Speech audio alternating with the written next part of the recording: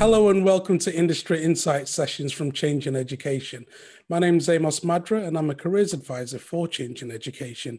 And in this program, we get to speak to industry experts about their own career journeys, and we'll get some tips and advice on how they can help you in getting into your own career. Joining me today is Simone Riley, who's a radio presenter for BBC Radio Manchester. Simone was headhunted by BBC Radio Manchester in 2017. Now, she's got a fantastic bio here. So let me just tell you a little bit about Simone. Simone started off with a show called Bad Parents Club, where she spoke about the highs and lows of parenting. Simone was then promoted this year to have her own breakfast show on a Saturday morning. Simone has co-hosted the BBC Philharmonic Christmas Orchestra concert last year and recently did a simulcast with BBC and Legacy Radio on important subjects affecting the community, such as race and COVID, and also an interview with the Chief Constable of Greater Manchester Police, and also racism in football.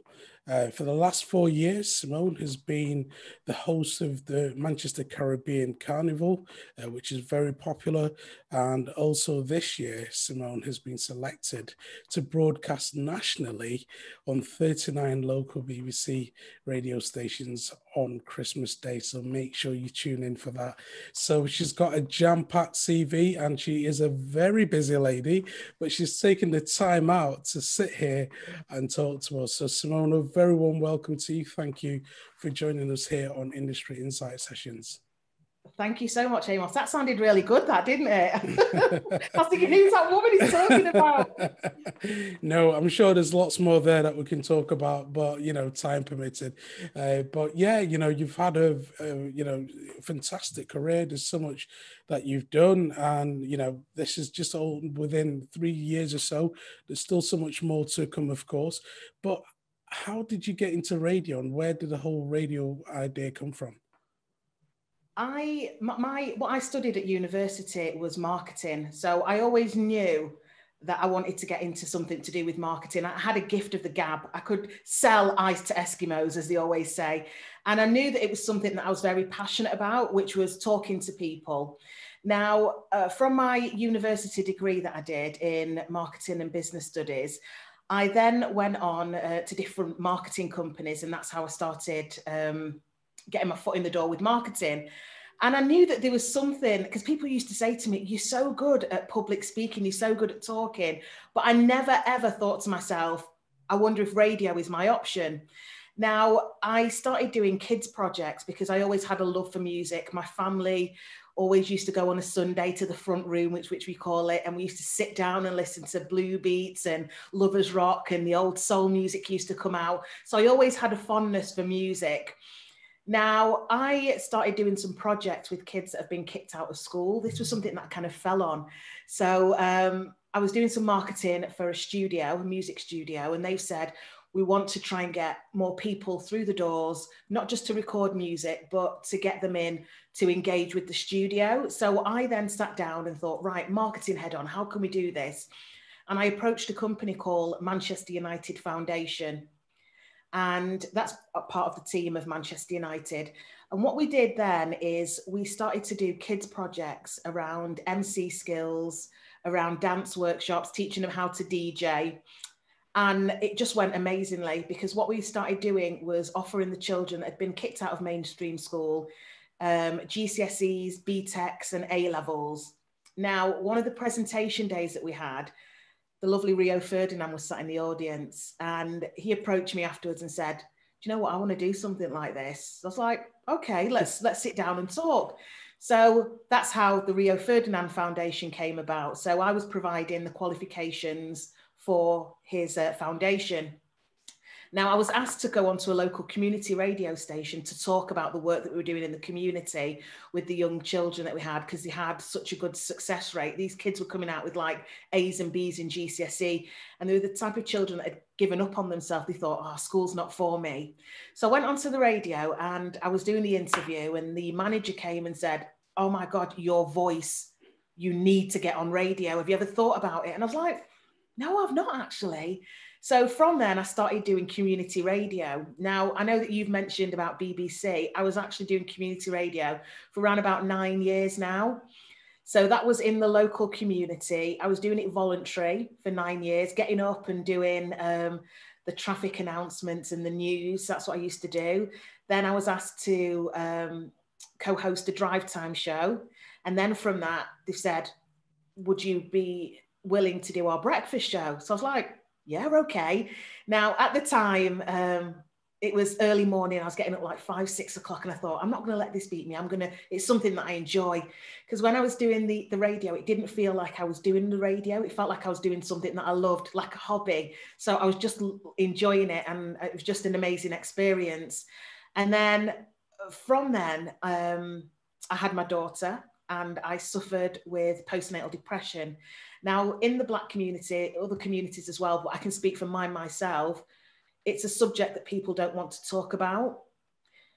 I decided to use the platform that I had to talk about issues that people weren't giving any highlight to. And that's when I spoke about postnatal depression and how it affected me with my daughter. Now, the reason that I'm telling this story is to tell you that when you are looking for stories, when you're looking for ideas of how to get onto the radio, look at things that are personal to you, look at things that affect you, look at things that you feel warm about, you feel passionate about. And then using my marketing expertise, when you're telling that story, it then comes across to your listeners and to your audience. And then from then, once I told that story, I did it on Facebook Live. I don't know why I decided to tell my story on Facebook Live. And within a day, I got 4.5 thousand views. Manchester Evening News got in touch with me, ITV, BBC, 5 Live, Channel 4. It was just all within a day. And I was like, what is happening here? And that is how I got kind of plummeted into BBC Radio Manchester. And I've not looked back to ever since. What a fantastic story that is. And, you know, it all starts from something that's passionate to you, that's genuine, something from your heart, from when you were helping the kids with the Manchester United Foundation, just wanting to help young people in your community and to help them in terms of, you know, aspirations, and also because they were achieving well with their GCSEs, but to get them and to motivate them, and then connecting with someone like Rio Ferdinand. And then from then moving on to another project, just purely because it's something from your heart, and that led to where you are today. And that's a fantastic example to our audience, that when you've got something that you're passionate about and you believe, go for it, because you could be the next Simone Riley. So, and that's where BBC came. Yeah. Wow. And how's your time at BBC? Did they allow you to be creative and be the person that you are? When I first went to BBC, it was quite funny actually, because I remember the first time that I went on air and I was speaking like, hello, my name is Simone Riley and I'm here presenting for the, and I thought to myself, what are you doing? And when I went home, my mum went, why was you speaking like that? And it was because I felt that I had to be a certain way to fit in with the BBC. After a few shows, I learned how to relax. I learned how to go on there and talk about my chicken, rice and peas and my yam and my cocoa butter and stuff that I was me. I'm unapologetically me. Everything that I go on there, everything that I talk about is me. And the thing that you have to do with radio is to be you. You've got to let your personality shine. And every day that I go on there, people are like, I can relate to you. I can connect with you because you are human. And a lot of these radio presenters, the big radios presenters that you see on like Radio 1 or commercial radio, the reason that you love them is because you think to yourself, I can imagine myself down the pub with them. I can imagine myself down the student union with them. And that's what you need to do. You need to bring your personality across. Now, the platform that I've got at the BBC, I wanted to showcase what my community was like. I wanted to showcase of all the positive things that are happening. Also, I wanted to talk about things that were affecting me. So when COVID came about and then you heard people were saying it affects 1 in 4 Black people and it's higher risk for Black people. I wanted to explore that. I wanted to look at the myths that were behind it. I wanted to investigate all these WhatsApp messages that I'm getting saying this is this and this is this. And it was a perfect chance for me to do this on the radio.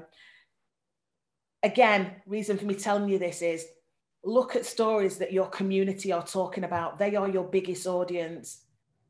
If there's something, say for example, there's something that's happening at your local sports centre, an event, look at ways of how you can help target that and help promote that and help get a good story. When you're getting a story together and you're looking at pitches to put to radio stations, because they do ask you to do that, you've got to think, why is this going to be different than anything else that anybody's saying? So recently I've just done a simulcast, and what a simulcast is, it's joining Legacy and it's also joining BBC. So the same show is going out on the 2 stations. Now, I wanted to look at racism in football. Now, you hear Sterling talks about it, Rashford talks about it, Rio Ferdinand talks about it, but I wanted to know, what are my local teams? How have they been affected with racism in football? And by me taking it on a different slant, that's how it got the story. That's how I was able to do a show as a stimulcast, because I looked at a different angle. And that is what you need to do when you're putting stories and pictures together. Well, yeah, definitely. And it's looking at that unique angle, isn't it? How you can bring that story to light. And again, it's a huge topic, racism in football. It's still something that still needs to be addressed. And I think we're still a long way from that. But moving on from that, what makes a really good radio presenter? You've already touched on, keeping your ears to the ground, knowing what your community wants, being organic. What other tips can you give to people in terms of techniques? Is there any other advice that you can offer? Just be you. When you're doing a show, be you. I was told once, I was doing some work experience. So I did my community radio station, and then I knew that I wanted to go to the next level. So I was doing voluntary work with Hits Radio, which was formerly known as Key 103. I was also doing it with newspapers as well. So I was doing journalism as well on the side. And someone said to me once, what you need to do is you need to look at a radio presenter that you look up to and emulate them. Copy the voice, copy their stance. That is absolute rubbish. You need to be yourself. You need to let your personality shine. Your voice, your accent, that is what people want to connect with. That's what people want to relate to. So my tip is to be you. And the other thing is to never give up. There's so many occasions that I've been told, oh, I'm sorry, you're not suited for this show, or you've not been successful. And there's plenty of times where I've thought, you know what, perhaps I should go back to do what I know best, which is my marketing.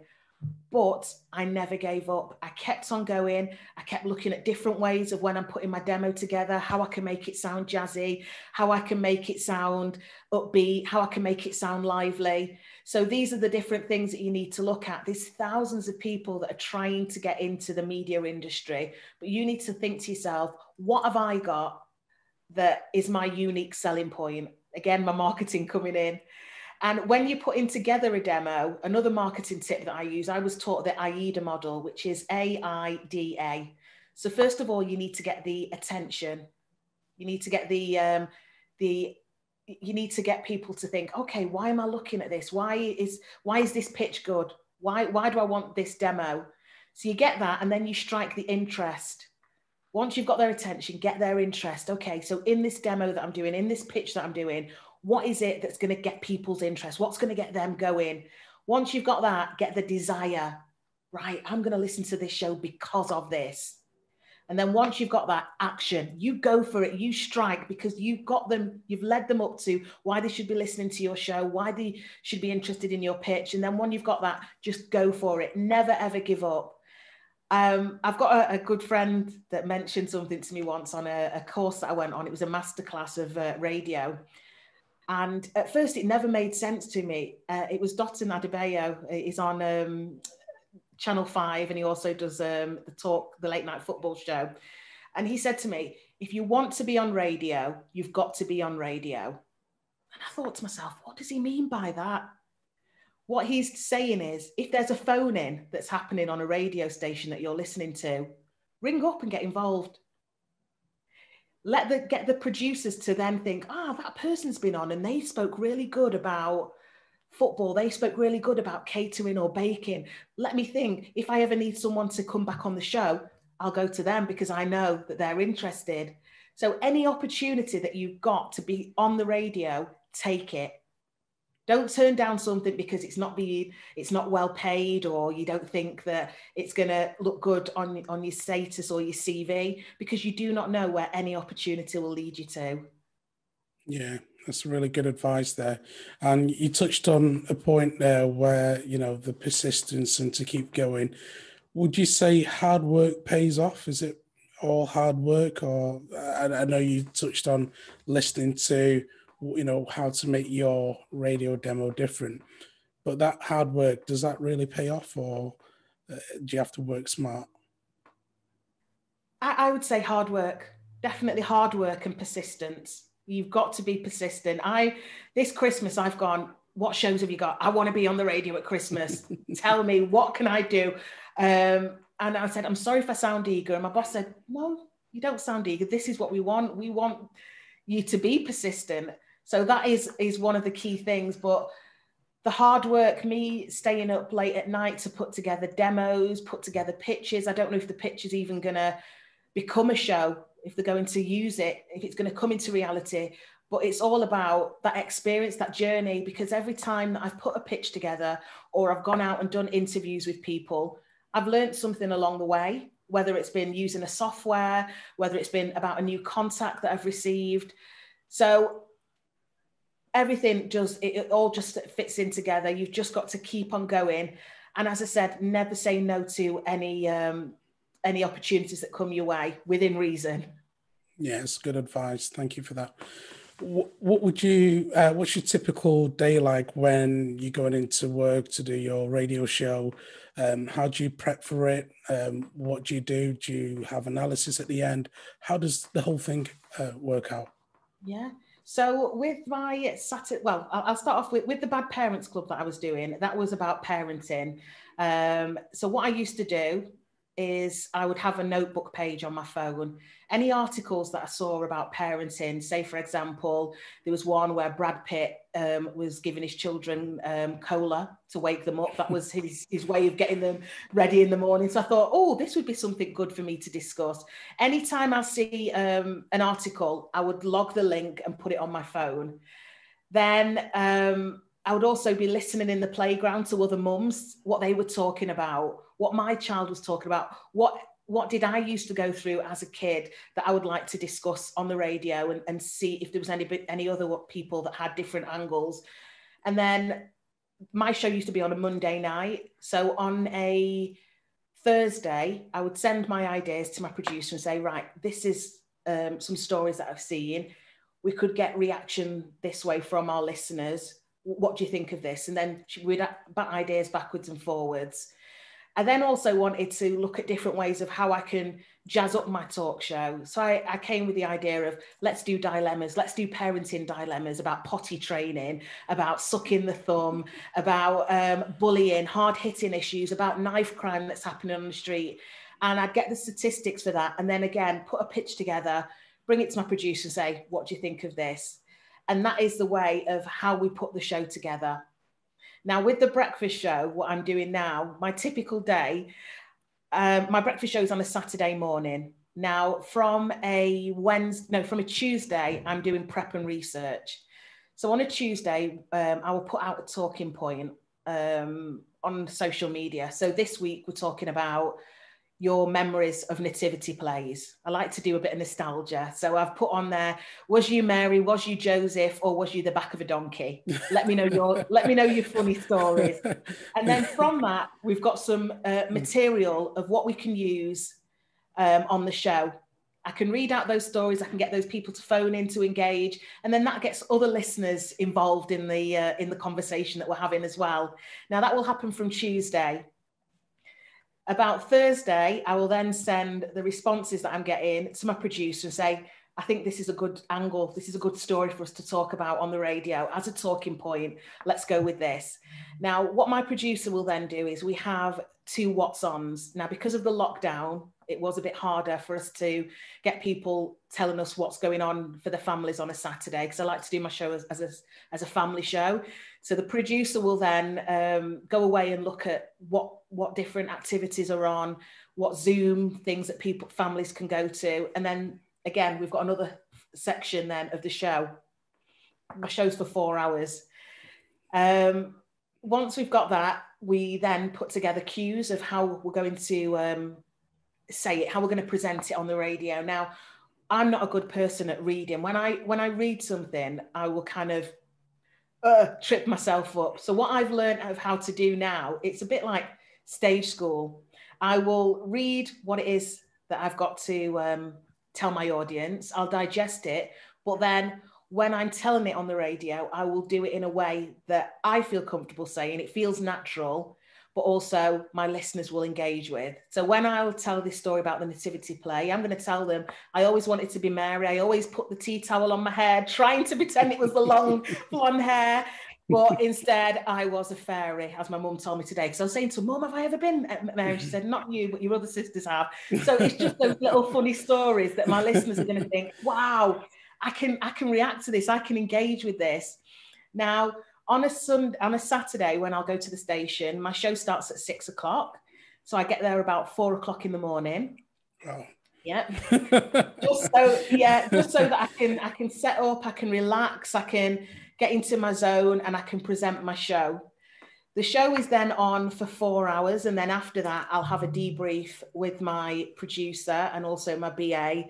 And we'll look at ways of how we can improve the show for next week, or if there's anything that they think I've done really well, or stuff that I need to work on. Now, with BBC, all of our shows are uploaded onto the site, onto BBC Sound. So I always go back and I listen to my show, because there may be sometimes where I'm saying too much, or I'm saying, do you know what I mean? Or I'm saying in it. And I want to kind of There's nothing wrong with that, is there? Yeah.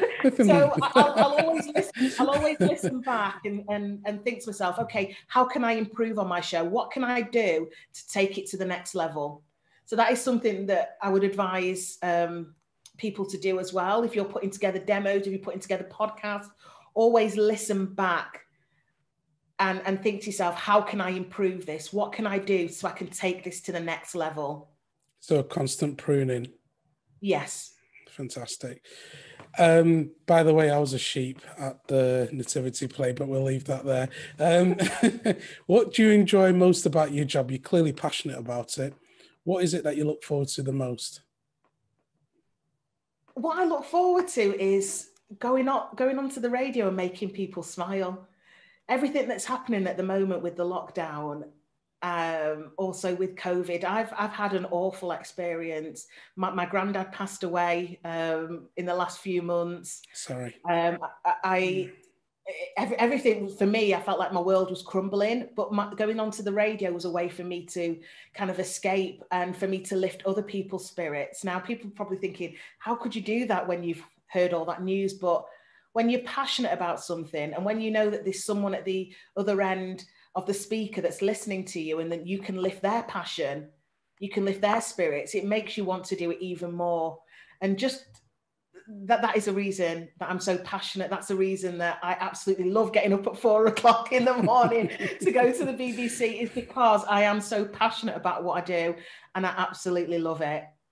And that comes through, again, thank you for sharing this time with us. And, again, our condolences for your passing of your granddad. But thank you so much for sharing this with us. What advice would you give to somebody who they've got all this information that you've given? What would you want to say to them for them to take that action? What would you want them to do? I've actually put a little thing together. Bear with me 1 minute. I put some bullet points of what helped me. Fantastic. So I would say, so as we said at the beginning of this, I didn't just go straight onto BBC Radio Manchester. I didn't just go straight onto Hits Radio or any other station. I worked in community radio station first. So I would always say, explore local radio stations as your first thing.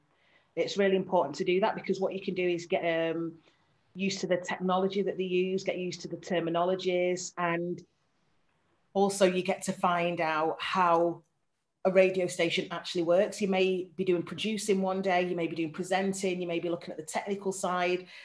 In a big organisation like the BBC, you wouldn't get that opportunity to do all of that. So looking at local and community radio stations, it gets you a really good insight into the industry. So that would be my first thing, explore all radio stations.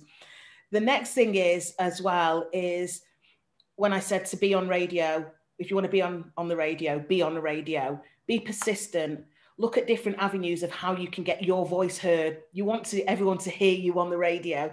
So if it's a phone in that someone's doing on a station that you listen to, be part of that if you know that you can engage. If you hear of any call outs, because you sometimes hear of people saying, right, we want to speak to someone who's a vegan. Have you got any information, or have you got any views? If you're someone that is that person, get in touch with them. Or if you've got a stance of, okay, today we're going to be looking at how we can help our planet. If you've got ideas on that, send a pitch in. Be seen is what I'm trying to say. The next one is, as well, is sometimes you may have to change your goals. Like with me, I went from doing marketing to now being a radio presenter. And sometimes that does happen.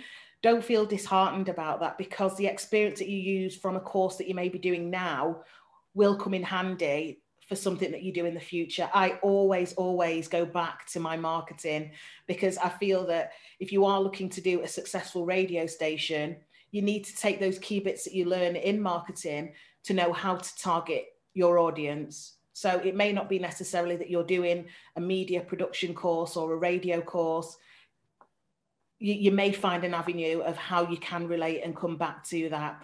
And the other one is, as well, is to volunteer. So that's what I was doing with the community radio station. I was doing it for 9 years. I wasn't getting paid, but I learned so much from that. And also, as well, never, ever give up. Just keep on going. That is my final thing. Wow. There's so much to take from that, isn't it? And I like the fact that you know, the goal never changed, the method changed from marketing to radio, but the goal was still the same, and it was genuine from the heart, wanting to do good for the community and to help people, and you're still doing that. It's just a different medium that you're using, which is now radio.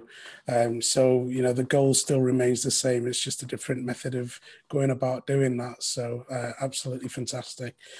We know that you've got you know, your breakfast show. We're looking forward to listening to that Saturday morning, 6 till 10. Is that right? That's right. Okay, BBC Radio Manchester. And then also we're looking forward to listening to you on Christmas Day. But what other plans do we have for the future? Where can we find Simone Riley? I've just actually finished doing a podcast with BBC 5 Live. Now, it's an all-black female podcast. It's the first of its kind on BBC 5 Live. And with that, we've just been discussing, again, different subjects that affect the Black community. So we've been talking about Black bias and Asian relationships. We've been talking about sickle cell and dating. I'm hoping that it's going to go for another season, but again, that's something that you can listen to on BBC Sounds. So there's that angle, and I'm just gonna keep on going. I'm riding a roller coaster at the moment. I have no idea. As I said, I'm just saying yes to every single opportunity, and I'm embracing it and enjoying it. Fantastic. And how can people find out more about you? Yeah, so I have got a Facebook page, which is Miss Diva. That's my name on Legacy, my nickname. So Miss Diva 90.1, that's on Facebook. On Twitter, it's SR Media. And on Instagram, it's Simone Riley _Miss Diva. So there's that. And also as well, there'll be the schedule as well on BBC Radio Manchester that tells you the different times and different shows that I'm doing as well. Wow, fantastic. Simone, thank you so much for your time today, talking to us, encouraging, inspiring our audience today, who I'm sure will take a lot from this. For me personally, I mean, just hearing your story from, you know, how you wanted to help a community and you used the marketing method to do that, but then that led on to radio. You're still doing the same thing. You're still passionate about the community. You want to help them, whether it's children studying for their GCSEs, going to A levels, or helping parents with techniques that they can do in terms of being better mothers and going through that experience yourself. You're somebody who can speak with experience. And then to all the other things that you do, whether it's looking at culture and how we can address some of these issues that need to be discussed and need to be dealt with. And your passion and enthusiasm is clear to see. So I just want to say thank you very much indeed for taking this time to talk to us today. My pleasure. My pleasure. Thank you.